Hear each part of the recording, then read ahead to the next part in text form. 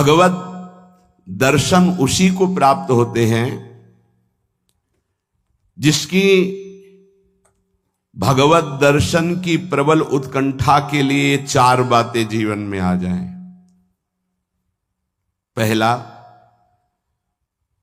नित्य निरंतर नाम जप रसिकों के संग से। शर्त है रसिकों के संग, भजन न होई संग बिन।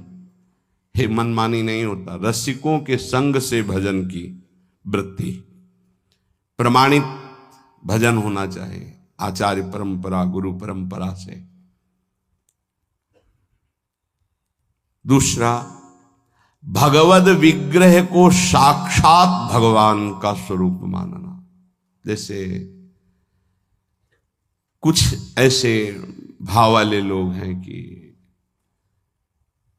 अरे पत्थर पूजने से, धातु पूजने से क्या प्राप्त, क्या वहां भगवान है? कौन सा तुम्हें ज्ञान है भाई? कौन सा ज्ञान है? जब सर्वम खलमिदम ब्रह्म, तो ये तो अवतार है भगवान का, अर्चा अवतार। भगवान अवतरित होते हैं। जैसे हम छवि विराजमान किए, जब हम भाव सेवा करते तो भगवान छवि में आके विराजमान होते हैं, भगवान विग्रह में विराजमान होते हैं। ये श्रद्धा और विश्वास का विषय है। ये नास्तिक लोगों को समझ में नहीं आएगा। जिस मूर्ति को आप, जहां मूर्तिकार निर्माण कर रहा हो वहां देखो, उसी मूर्ति को पूज करके ब्रह्म प्राप्त, भगवत प्राप्त महापुरुष हो गए। प्रेमाश्रुओं से अभिषिक्त किया है। ये बाहर वालों की ऐसों की बातें न सुने, नहीं तो जो छोटी श्रद्धा वाले लोग होते हैं उनकी श्रद्धा नष्ट हो जाती है। अरे क्या है, ऐसे से ऐसा न वो बोलते हैं, न वो खाते हैं, न देखते हैं, और ऐसे विराजमान। आपको क्या पता है? आपका भाव है क्या? आप जानते नहीं हो। भाव आ जाएगा तो साथ चलते हैं, बोलते हैं, खाते हैं, देखते हैं। भाव का खेल। एक प्रसंग में एक ब्राह्मण बूढ़े के साथ एक जवान तीर्थ यात्रा में गया था। सारांश में बता रहे हैं। ब्राह्मण तीर्थ यात्रा का इच्छुक हुआ, पर उसको लगा कि मेरे बेटे तो हैं, पर धनी होने के कारण वो विलासिता में युक्त हैं, मेरे साथ तो चलेंगे नहीं। अगर कोई जवान आदमी मिल जाए, मुझे तीर्थ यात्रा करवाए, उसे कुछ भेंट पूजा दे देंगे। तो एक गरीब ब्राह्मण का जवान लड़का था, बात की तो उसने कहा हमारा भी सौभाग्य होगा कि तीर्थ यात्रा होगी और आप हमारे पिता तुल्य, आपकी सेवा होगी। समस्त तीर्थों में भ्रमण कराया। जब वृंदावन आए तो बहुत सेवा उसने की। उसका मन बहुत प्रसन्न हो गया। धनी का वृद्ध था तो गोपाल जी के दर्शन कर रहा था। उसने कहा वृंदावन को साक्षी करके, गोपाल जी महाराज सामने हैं, मैं बहुत प्रसन्न हुआ तुम्हारे ऊपर, तुमने इतनी सेवा की। एक बेटी ब्याह योग्य है, मैं तुम्हें ब्याह करवा दूंगा अपनी बेटी से। तो कहा देखो हमने तो नहीं कहा, तुमने कहा है ना, इस बात को ध्यान रखना, वहां जाके भूल मत जाना। ऐसा ही हुआ। सारांश में बताया। वो जब गांव पहुंचा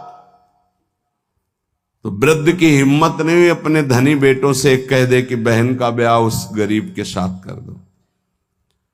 काफी दिन हो गए, कोई चर्चा नहीं, तो ब्याह की बात थी। उस गरीब ब्राह्मण ने जाके कहा बूढ़े ब्राह्मण से कि आपने कहा था भगवान के सामने कि अपनी बेटी का ब्याह तुम्हारे साथ कर देंगे। तो जवान बेटों के भय से उसने कहा मुझे याद नहीं ऐसा कुछ।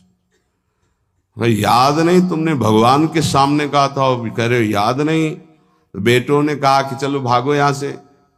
भगवान के सामने का बुलाओ, भगवान को अगर साक्षी दे देंगे तो हम बहन का ब्याह कर देंगे। बोले पक्का? तो उनको पता था कि मूर्ति कोई बोलती थोड़ी, चलती थोड़ी। तो उनका हाँ पक्का। बोले पंचों के बीच में बोल दो। पहले गांव में पंचायत होती थी पिंड छुटाने के लिए कि अतरे दिन ये परेशान करेगा, तो उन्होंने कहा पंचों के सामने यदि ठाकुर जी आके गवाही दे दे तो ब्याह करवा देंगे। ओ गरीब आदमी जो कुछ था बेचा, फिर वृंदावन आया, ठाकुर जी गोपाल जी से कहा कि महाराज आपके सामने हमारे ब्याह की बात कही थी इस वृद्ध ब्राह्मण ने, आपको गवाही देना पड़ेगा तब हमारा ब्याह होगा। हाँ, कौन सुने। समय हुआ, ठाकुर जी का शयन भोग लगा, पट बंद हो गए, वो बैठे ही रहे बाहर। वाह गोपाल जी महाराज, आप जब बोलोगे तभी हमारा ब्याह होगा और हम तभी यहां से जाएंगे जब आपको साक्षी दे। सब चले गए थे वो अकेले, उसको विश्वास था भगवान है। अंदर से आवाज आई, मूर्ति कहीं चलती है क्या कि चलकर साक्षी दे। बोले महाराज मूर्ति बोलती थोड़ी है, आपने बोला ना तो आओ निकल के बाहर। अब उनके लिए कोई पर्दा है क्या? ललित त्रिभंगी वैसे। बोले देखो यार, अब तुम्हारे प्रेम के कारण हम बाहर तो निकल आए, तुम उसको यहीं बुला दो, हम यहीं साक्षी। बोले महाराज वो नहीं आएगा, हमारा ब्याह रुक जाएगा, आपको चलना पड़ेगा। बोले चल तो देंगे, लेकिन देखो हम वृंदावन के ठाकुर हैं, हमको तो अच्छा अच्छा माखन मिश्री और सब। भगवान ने बहानेबाजी। बोले महाराज हमें पता था कि आप भोगराग के लिए कहोगे तो हमारे पास जो संपत्ति थी बेच के आए, खूब खवाते पियाते चलेंगे महाराज। बोले चलो अच्छा। देखो दृढ़ विश्वास। बोले महाराज हम जानेंगे कैसे कि आप आ रहे हो? बोले मेरे नूपुरों की ध्वनि सुनाई देगी, और देखो लौट कर जहां देख लोगे उससे आगे फिर हम नहीं जाएंगे। ठीक है महाराज, जब भोग लगाने का समय आएगा तो हम बोल देंगे, तब तुम हमारा भोग लगाना, और जब हम चलेंगे तो लौट कर पीछे नहीं देखोगे। ठीक है महाराज। अपने प्रांत पहुंचे, उड़ीसा प्रांत। गांव जब नजदीक रह गया तो सोचा मुड़ के तो देखे, केवल पायले धुनी है, ठाकुर जी भी है। मुड़ के देखा तो श्याम घन साक्षात प्रभु। प्रभु ने कहा देखो तुमने वादा तोड़ दिया, अब हम यहां से नहीं जाएंगे। बोले महाराज अब तो कोई बात नहीं। गांव में दौड़ के गया, गोपाल जी आए, प्रभु आए साक्षी देने के लिए मेरे ब्याह के लिए। पूरा नगर दौड़ पड़ा, पंचायत के सब ने देखा प्रभु विराजमान। अब किसी की हिम्मत थोड़ी थी कि पूछ ले, जबरदस्ती उस बुड्ढे से कहा ब्याह करो भगवान वृंदावन से साक्षी। आज भी साक्षी गोपाल के रूप में भगवान विराजमान। क्या हुआ? जिसे तुम मूर्ति समझते वो चल के उड़ीसा तक गए और गवाही दी। विट्ठल भगवान बातचीत करते थे तुकाराम जी से, नामदेव जी से, इन बड़े बड़े संतों से। हरिवंश महाप्रभु, सेवक जी महाराज, बनचंद महाप्रभु तक बातचीत करते थे राधा वल्लभ लाल जी। प्रगट में एक बार मोहन चंद जी महाराज महाप्रभु के सबसे छोटे लाडले पुत्र थे।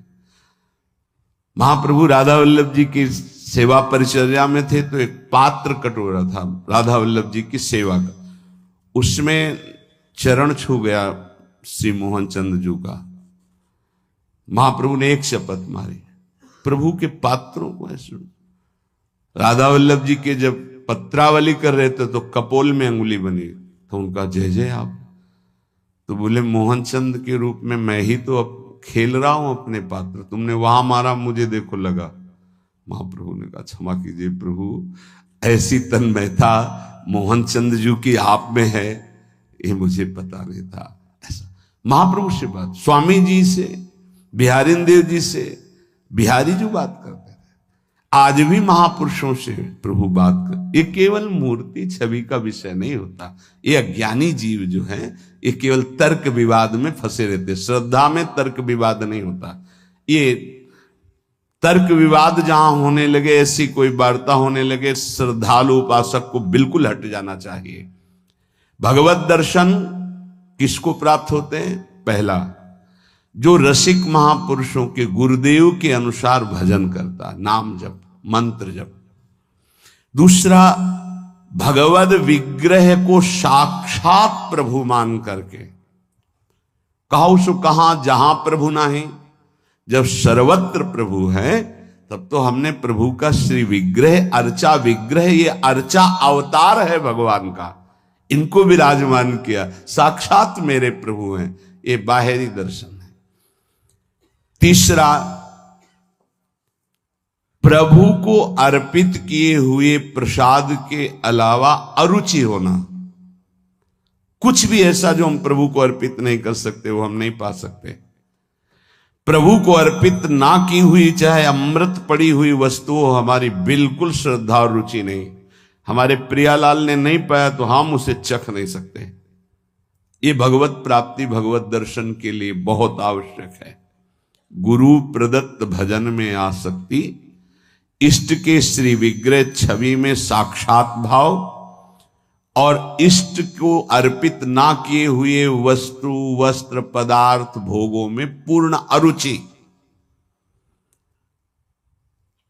कई बार हमने ऐसे संतों को देखा जो अमनिया जैसे, पा लीजिए, नहीं अमनिया है ना, हम अपने ठाकुर को भोग लगा के पाएंगे, या आप अपनी श्री जी को भोग लगा दीजिए तो पालेंगे, अन्यथा नहीं। अमनिया नहीं, अमनिया माला, पत्र, पुष्प, सुगंधित कुछ भी नहीं। हमारा जीवन प्रसादी हो जाना चाहिए। ये बहुत ध्यान से अपनी दिनचर्या में देखिए कि कभी अमनिया मत पाइए। चौथा, सहनशील। ये बहुत आवश्यक है। बहुत सहनशील उपासक को होना चाहिए। जितना सहोगे उतनी भक्ति प्रकाशित होगी। सैत सैत बाढ़े भगति, गृह तनु गुरु हितगार। गुरुदेव को समर्पित जीवन और सहनशीलता, निश्चित भगवत दर्शन। चार बातों से निश्चित भगवत दर्शन हो जाता है। ये बहुत खास बात है जिसको धारण करना बहुत कठिन है, पर गुरु कृपा पात्र बहुत सरल ढंग से इसे निर्वाह कर ले जाता है। क्या? किसी से मतलब नहीं। इस मार्ग के उपासक किसी से मतलब नहीं। पहले तो कहा पीछे वाले में कि जो विषयी पुरुषों का समूह है उनके संग से भयभीत रहे, कभी संग न करे। अब आगे वाले में कहा महान संगा नाम। किसका ये स्वरूप होता है? बोले जो वह तो महताम श्री पद रज, महापुरुषों की चरण रज से जिसका शरीर अभिषिक्त है और माथे पे जिसकी चरण रज विराजमान है, गुरुजनों की, संतों की, रसिकों की, वो महान संगानाम सहज मधुरात्म प्रिय कथा। वो निसंग ही नहीं, महान निसंगानाम, जागृत स्वप्न सुषुप्ति, कभी भी कहीं भी उसका किसी से संबंध नहीं है, शरीर से भी नहीं। क्योंकि महान संगानाम तभी हो सकता है, शरीर से भी नहीं। यह ज्ञानी जीव जानते नहीं। कहते हैं शरीर तो यहां छूट जाता है, फिर गति किसकी होती है? भगवत प्राप्त। शरीर तो एक कपड़ा है, समझते नहीं हो। इसके नीचे एक कपड़ा है, सूक्ष्म शरीर, उसके नीचे एक है कारण शरीर। आप पहनने वाले हो, ये आपके कपड़े हैं। एक छूटता है सिर्फ स्थूल शरीर, सूक्ष्म शरीर और कारण शरीर को लेकर के बार बार जन्म मरण होता रहता है, कपड़े बदलते रहते हैं। और जो जीवन मुक्त हो गया तो तीनों शरीरों का संबंध खत्म, और दिव्य चिन्मय चिदानंदमय शरीर को, भावदेह को प्राप्त करके चिन्मय धाम में, चिन्मय लीला में, चिन्मय प्रिया प्रीतम के समीप हो जाता है। वो महान संगानाम। साधक का स्वभाव ऊपरी बड़ा ही रुक्ष होना चाहिए। साधक का रुक्ष, सबको ये लगना चाहिए कि बड़ा बेरुखा आदमी है ये, बच जाओगे। गोस्वामी जी ने भी लिखा है, गिरा अरथ जल बीच सम, कहियत भिन्न न भिन्न, बंदों सीता राम पद, जिन्हि परम प्रिय खिन्न। खिन्न मानसा, किसी से कोई संबंध नहीं। कोई बात करे तो उदासीन होकर बात करे, उसको रस ना मिल पावे, उसको प्रियता समझ में ना पावे। साधक की बात कह रहा हूं, आगे चल के तो सब जीवन शुभ प्रीति रीति निभात आपनी, वो स्थिति आ जाती है। पर साधक को चाहिए वो अपना बाहरी स्वभाव उदासीन रखे, खिन्न रखे। ये हर समय भौं चढ़ा के बात करते हैं, इनका तो कोई प्रेमवादी से लगना चाहिए। मुस्कुरा करके बात करना, ये आगे चलकर आता है। हंसी बोले बहुमान दे, बहुमान किसको दे रहा? आराध्य देव को। वो हंस किससे रहा? आराध्य देव से। साधक की हर समय स्थिति ऐसी नहीं होती, इसलिए उदासीन अति रही गोसाई। पूज्य श्री गोस्वामी जी महाराज कहते हैं साधक को उदासीन रहना चाहिए, बाहर से गंभीर, हंसी मजाक बातचीत गंभीर। सत्य बात तुम्हें बता दी, स्वीकार करो ना स्वीकार करो, आगे चल दी। उदासीनता, गंभीरता, खिन्नता ये साधक के स्वभाव में होनी चाहिए। बहुत मिलनुआ स्वभाव, हंसकर बात करना, ये आगे चलकर, अभी नहीं। उसको दबाओ उस वृत्ति को। बगल से कोई निकल गया, आपको राधे श्याम कहने की स्मृति उससे नहीं आनी चाहिए। कौन निकला आपको पता नहीं। दर्शन कर रहे हैं, कभी कभी यह भी पता नहीं चलता कि प्रभु पोशाक कौन धारण किए। अगर नेत्र में नेत्र मिले तो 1 घंटा दर्शन हुआ तो केवल नेत्रों का ही दर्शन हुआ। पत्रावली कपोल में कैसी बनी ये भी याद नहीं रहा। ऐसी होती एकाग्रता। सत्संग सुनने गए तो सिर्फ वक्ता की मुखाकृति और वचन, आप बैठे आसपास आपके कौन बैठा आपको कोई परिचय नहीं। ऐसी महानिसंगता उपासक को चाहिए। ये कब आती है?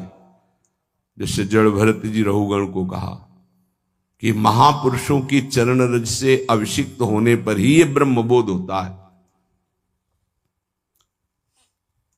प्रहलाद जी ने कहा निष्किंचना नाम न वृणीत यावत, जब तक निष्किंचन महापुरुषों की चरण रज नहीं लगेगी तब तक ऐसी निष्ठा नहीं होती जैसी मेरी है।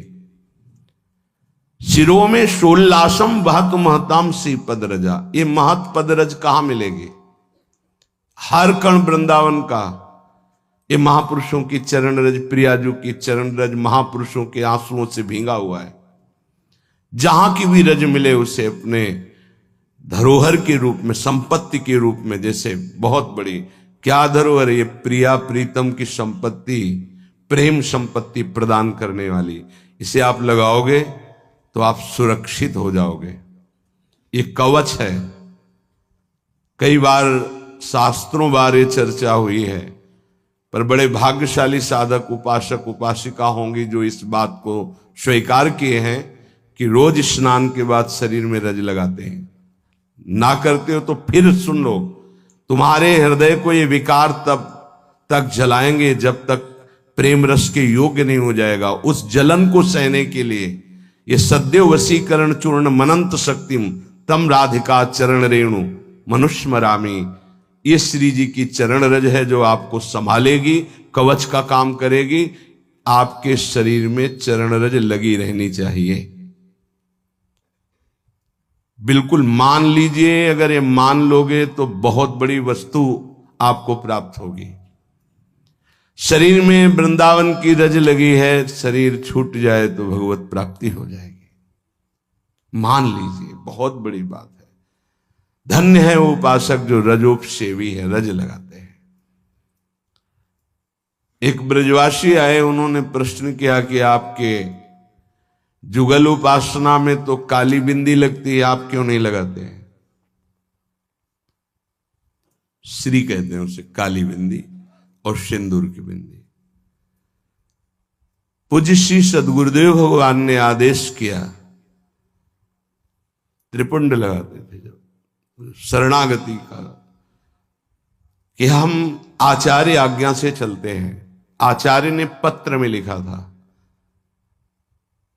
वृंदावन रजोपसेवी जोरी सुमिरन बाचनो, वृंदावन नित्य विहार चंदन लेनो। तो रजोपसेवी जोरी है तो रज का तिलक है, और बिहार चंदन जो प्रसादी है वो ये लगा है। बस वो कोई वृंदावन की वस्तु नहीं है जो काली टिक्की है। ये वृंदावन की रज और वृंदावनेश्वरी का प्रसादी चंदन, इसके सिवा। तो ब्रह्मा जी भी आकर कहें तो हमारी समझ में नहीं आएगा, क्योंकि गुरु के वाक्य के आगे किसी का नहीं।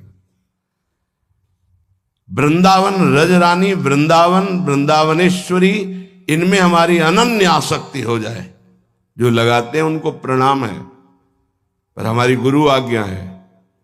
आचार्य श्री हितजू महाराज, वृंदावन रजोप सेवी हरिवंश जोरी सुमिरन बाचनो, वृंदावन नित्य विहार चंदन लेनो, आज्ञा है, उसी का पालन है।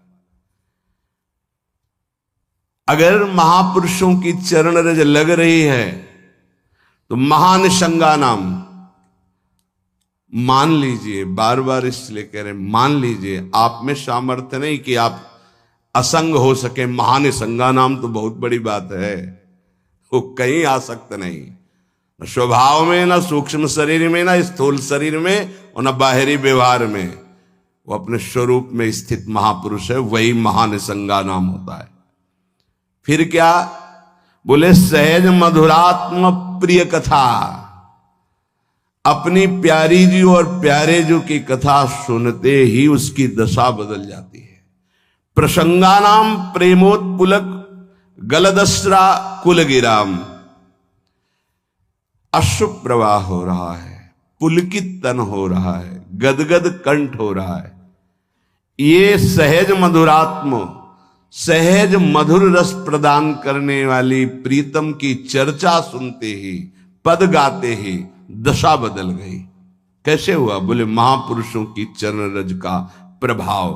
अपारे श्री वृंदावन रस महाब्धो विहरताम, इस महाप्रेम रस के अपार समुद्र में विहरण करने वाली जो जुगल जोरी विहार करने वाली श्री श्यामा श्याम है, इनके प्रेम में जो उल्लसित है, उनकी चरण रज सदैव मेरे माथे पे लगी रहे।